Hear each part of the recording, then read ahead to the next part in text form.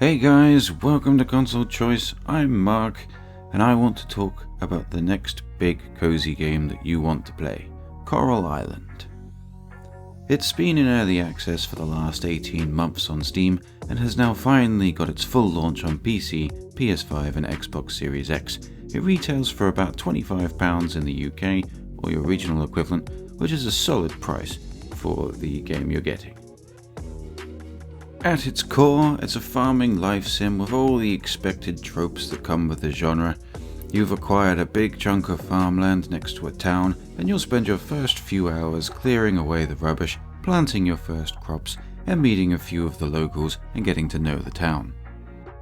In this instance, the town has fallen on some very hard times after some form of environmental disaster has polluted the island and the surrounding oceans, and this is where Coral Island's unique identity shows itself.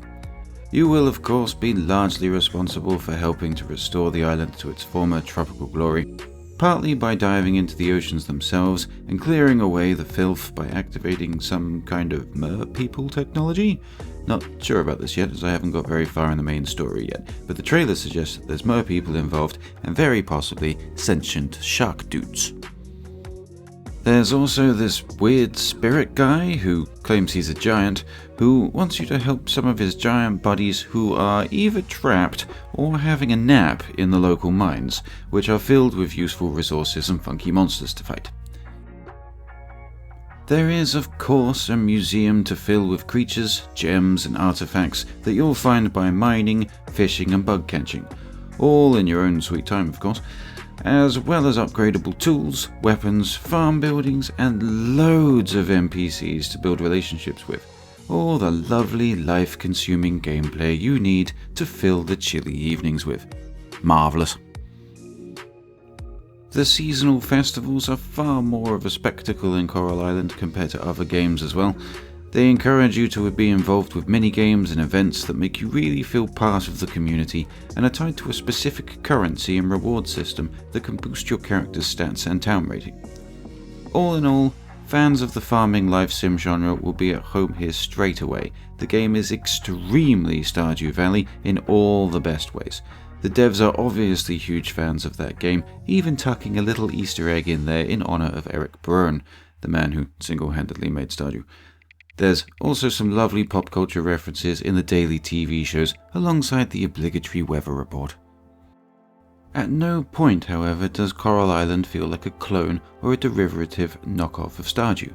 It manages to play in a very similar way, adding to the game's coziness, while thoroughly stamping its own identity on a market with many options to choose from. So many, in fact, that it can be hard to find the good ones. Make no mistake, this is the good ones. I have seen some small visual glitches, an NPC who looked like they were on an invisible Segway, some text boxes not displaying properly, and one festival minigame that ceased to function at all. Also, when you adopt a pet at the moment it cannot leave your house, but none of these are game breaking, and I understand that they are working on patching these up. It's also due a big multiplayer update at some point next year, which will also add travel to other islands, so I'm sure that if the game is successful enough, then more content updates could well be on the cards too. In the old days, if you wanted to play a farm life sim, you went straight for Harvest Moon or Story of Seasons. Sadly, these series have fallen from grace in recent years, with the only worthwhile titles being remakes. But that's okay, because it's 2023 Sonnet, and today's two dominant titles are Stardew Valley and now Coral Island. I'm absolutely loving this game. It's taken me 2 weeks to make this video because I can't stop playing the game long enough to do anything else productive with my life. So what do you think? Are you going to give it a go? Have you got any other good recommendations for farming sims? Let me know down below. If you fancy, like and subscribe. Thanks for watching Console Choice. I'm Mark. Have a good one.